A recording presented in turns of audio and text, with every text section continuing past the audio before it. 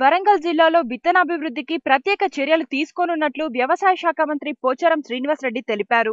వ్యవసాయం దండగా అనే అభిప్రాయం నుంచి పండుగగా మారుస్తామని, నకిలీ విత్తనాలు, ఎరువుల అక్రమ తరలింపుపై చర్యలు తీసుకోనున్నట్లు పోచారం వెల్లడించారు.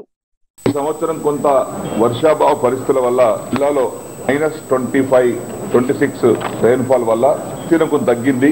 -26% రెయిన్ఫాల్ తో కొంత విస్తీర్ణం తగ్గింది. సేద్యానికి యోగ్యమైనటువంటి భూమి 5,02,132 హెక్టార్లు ఉంటే అన్ని పంటలు కలుపుకొని 4,11,373 ఎకరాలలో విస్తీర్ణంలో హెక్టార్లలో పంటలు పండించారు.